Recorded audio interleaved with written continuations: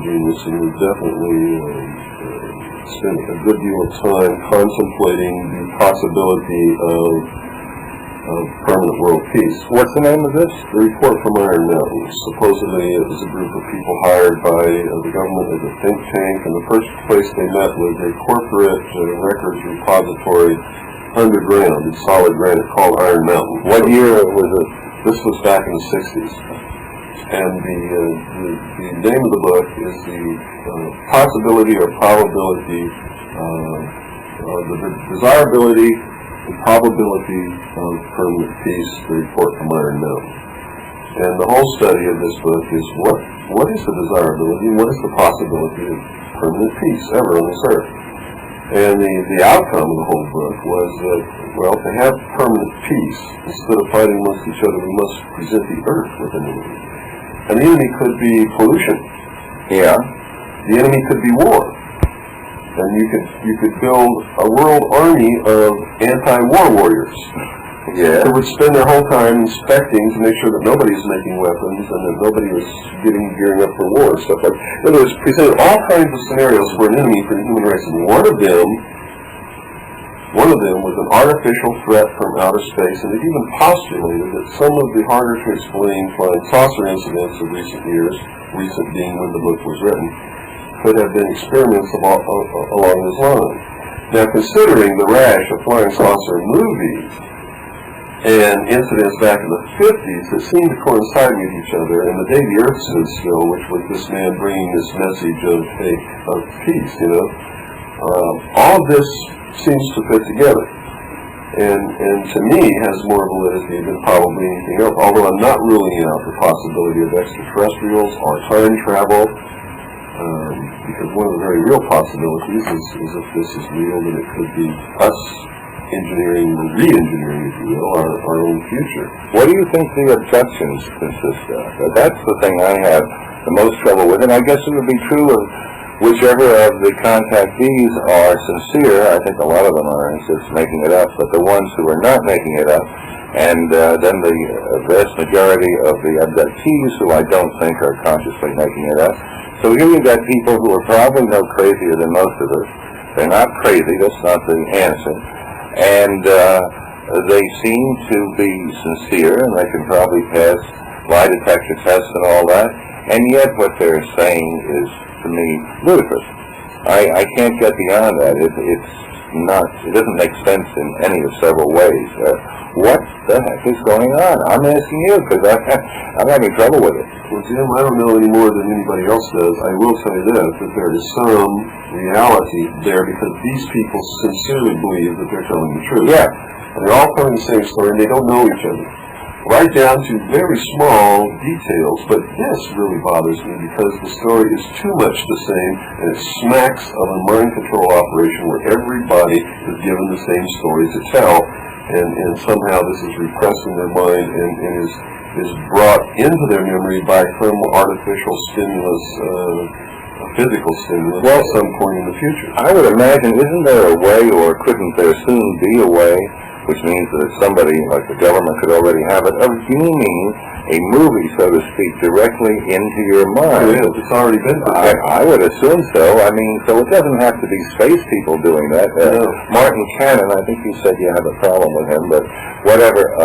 I've corresponded with him, and he's the one, who goes by the theory that the government is doing this. The only problem I have with Martin Cannon is that he's a total and complete emotional wreck. When he really does legitimate research, he does good legitimate research. But I could believe something like that quicker than I could believe that space people are doing it. And all of this genetic stuff sounds like a Freudian nightmare to me. I mean, real creatures from another planet, which might be 100,000 years ahead of us or 1,000,000 years, how come they're only about 20 or 50 years ahead of us, and how come they're doing a little bit better than us in the genetic area, but have to do all of these crazy experiments and all? If they're no more advanced than that, I don't know how they ever got here. Therefore, I don't think they are here. Well, it could be to give us, to force us to accept something that we would normally reject as being desirable or legitimate. You see, to me, it fits in right in perfectly with the blonde hair, blue-eyed, beautiful men and big-busted, beautiful women who step off of these saucers saying they're from Venus and bringing us the message of Karl Marx. Well, I'd rather have them doing that than to have these ghastly little grays. You see, we didn't have any grays until probably the last 10 years. And in the early days, we were talking how I started way back, it was simpler because almost all of these contactees that were around, and I met some of them in Giant Rock, California and elsewhere, and they all told a different story because they'd all been somewhere else and never to the same place, but there were similarities that ran through them, and I always felt, being sort of a liberal sort, even if there isn't a word of truth to it, what they're saying is harmless, it's nice, it was peace and love and kindness, and it was sort of the pre-hippie here, and I thought, well, let them say it, and at least they're being nice, and perhaps there is something ultimately behind it. Now, you've got more evil going on than good. I mean, from what we're talking about and reading about. Well, this is the building of the threat, and it's also telling us and giving us two messages that hey, we're being threatened, and hey, we might have a friend out there.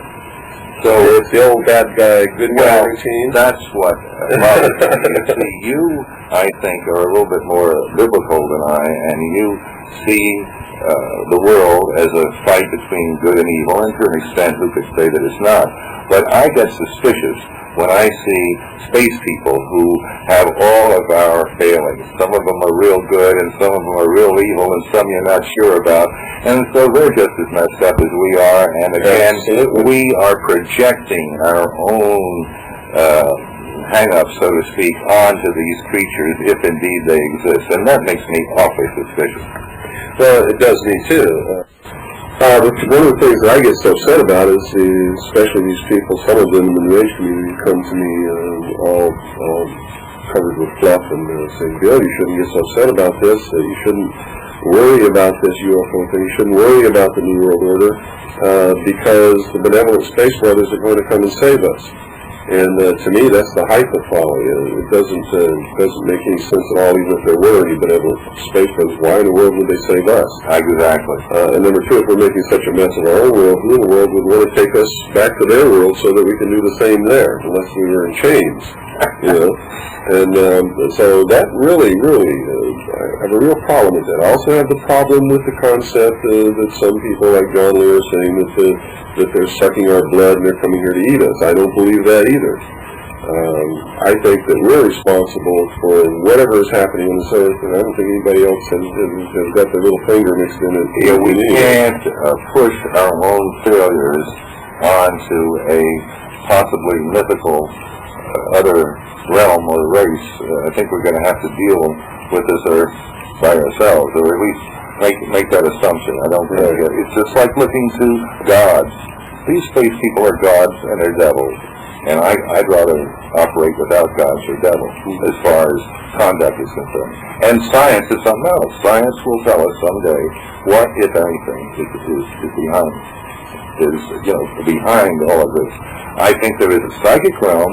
I think that I indicated earlier, I think there are things, I've had a few experiences myself, I guess almost everybody has, things that you can't explain in the usual five senses, There's something going on. I think there's an overlap between the human mind, between the psychic, and whatever there is to this space business, but what it is, I don't know, but I think there is something very important that science is missing, and someday, as I said before, we might find out.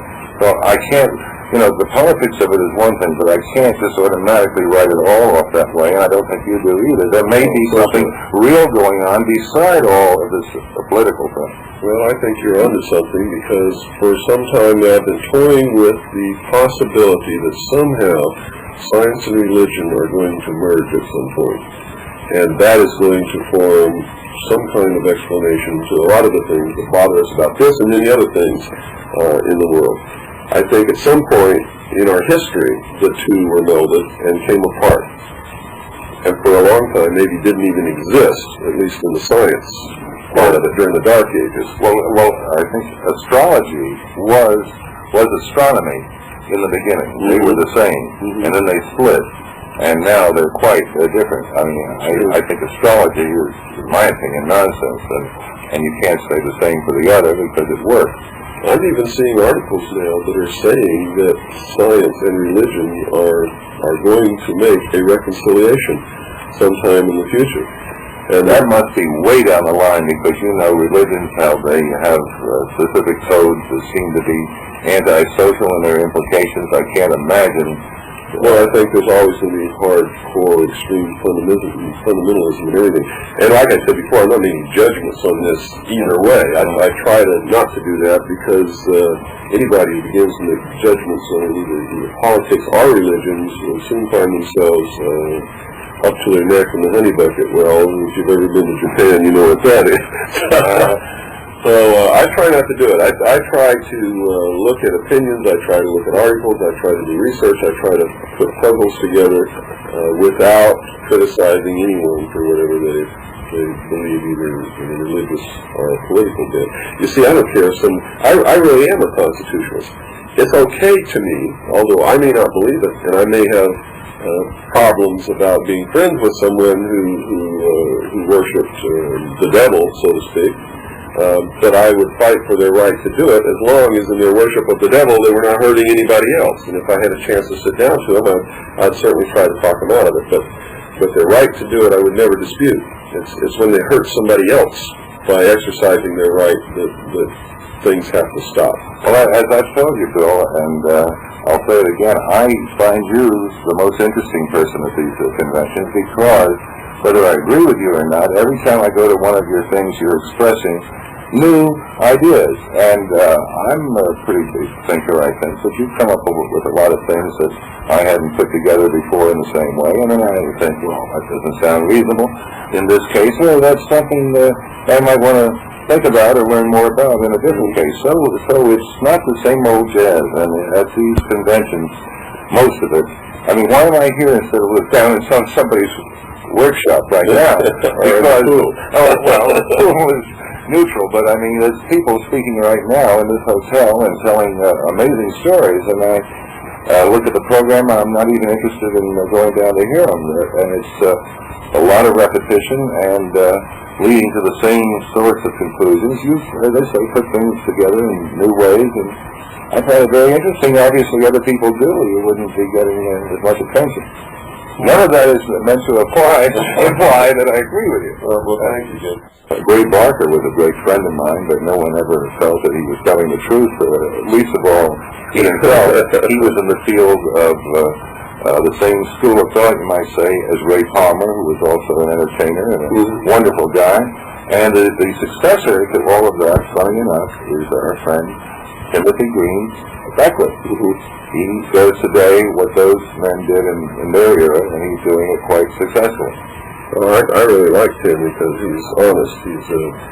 He's an American capitalist. But if you see the market, he'll fill that market. He admits he's a promoter, and I can say this because I have the poster at home. He was the producer of a foreign film a few years ago. Driller, I think was the name. It was a takeoff on Thriller. I got it backwards. And, his name's right on the poster. And once I asked him, how could you do porn on the one side and New Age on the other? Isn't this kind of contradictory? And his answer was very simple. He says, I give them what they want. That's right. That's exactly right. And he's an honest promoter. You can't ask for any more than that. Right. Everything that I've ever done with him, he asked me to come and speak, and he promotes the thing and puts it all up. It's always been in the handshake. He has never tried to ever take advantage of me. He's always provided exactly what I need when I need it, and that's something that supposedly went out in the last century. Most people, you wouldn't dare even dream of doing business with him on a handshake. But I've known Tim, for over 25 years. Actually, he was my advertising manager, is what it was, at Saucer News. I had an office in New York City in the late 60s, and when he first got in the field, he came and worked for me on a salary. I mean, I had actual paid people in this office. And then I sort of ended it around 1970, and then he went on, stayed in New York City, and eventually inherited some money, and did what he's doing now, and he does it quite well. Yes, he does. Where do you think this is all going to take us, Jim? What do you portend for the future? What does all this mean? Well, let me try it this way. I didn't